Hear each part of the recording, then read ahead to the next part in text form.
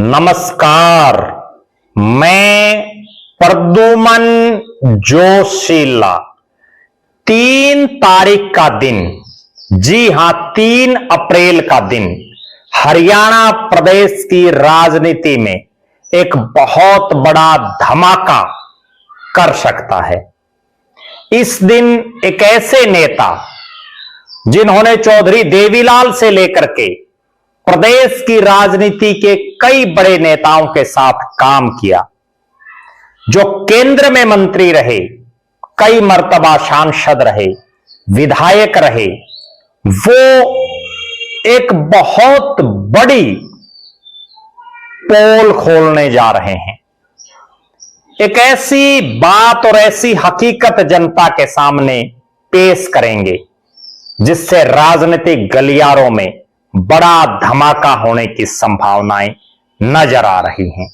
हम बात कर रहे हैं हिसार के सांसद, पूर्व केंद्रीय मंत्री जयप्रकाश जेपी की।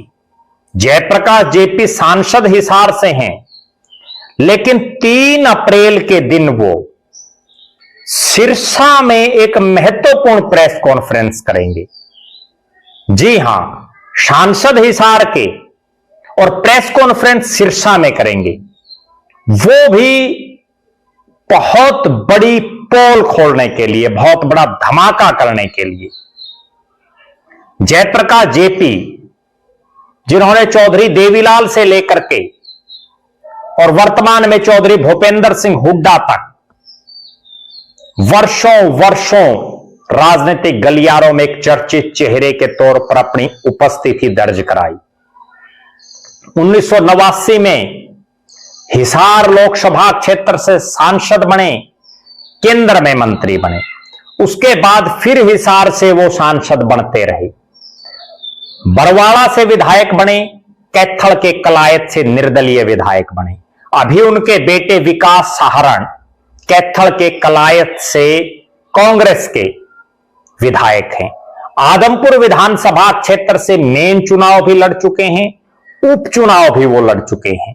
लोकसभा के चुनाव हो या विधानसभा के, जयप्रकाश जेपी चुनाव जीते भी, चुनाव हारे भी। बहुत लंबा राजनीतिक तजुर्बा उनका है। एक साधारण परिवार में पैदा होकर के और केंद्र में मंत्री बनना और इसके इतर अपने साथियों की पूरे हरियाणा में एक मजबूत टीम बनाना अपने आप में दर्शाता है कि आदमी जब कुछ ठान ले तो भले ही वो साधारण घर से हो, वो बुलंदियों को छू सकता है। वही काम जयप्रकाश जेपी ने किया।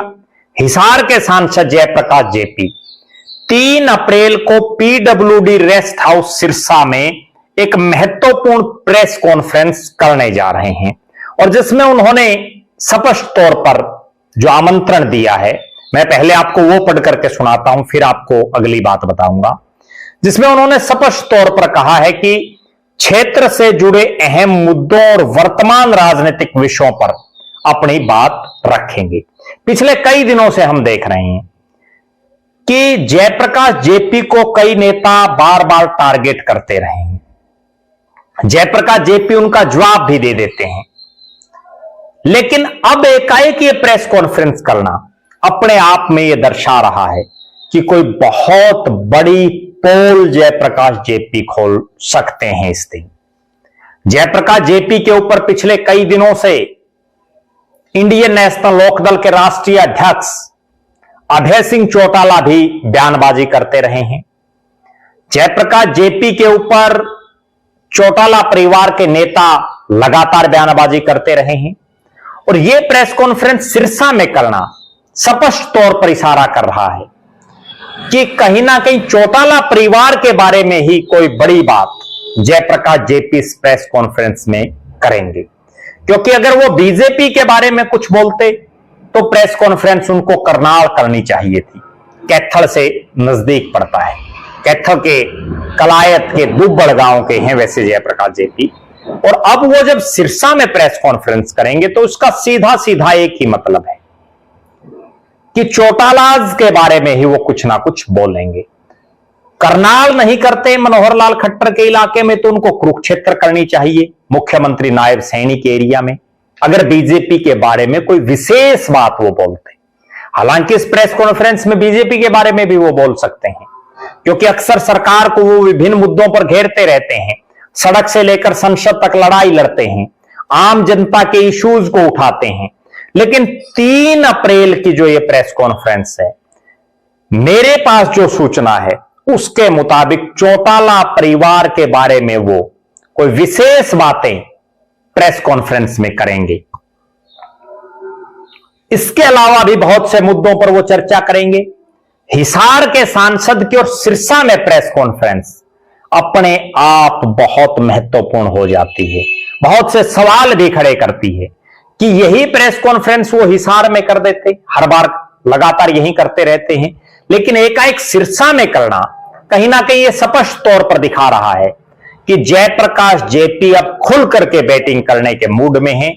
उम्र के एक ऐसे पड़ाव पर आज के दिन वो हैं कि अभी उनके पास खोने के लिए कुछ नहीं है, पाने के लिए ही सब कुछ है। तो अब वो एक ऐसी धुआंधार बैटिंग सिरसा की इस प्रेस कॉन्फ्रेंस के जरिए कर सकते हैं, जिससे राजनीति में जो वो अभी तक एक इलाके के नेता बने हैं वो प्रदेश के नेता बनकर के उभर सकते हैं। हालांकि जयप्रकाश जेपी ने अपनी खुद की पार्टी भी बनाई थी, उन्होंने प्रदेश में संघर्ष भी किया था विभिन्न मुद्दों को लेकर के, लेकिन उसके बावजूद अभी तक जयप्रकाश जेपी मुख्यमंत्री का जो मटेरियल होता है, वे सीएम कैंडिडेट का एक फेस जो होता है वो नहीं बन पाए हैं। संभवतः उनकी मंशा भी नहीं है। आज भी वो चौधरी भूपेंद्र सिंह हुड्डा और दीपेंद्र सिंह हुड्डा और कांग्रेस को मजबूत करने के लिए निरंतर जुटे हुए हैं।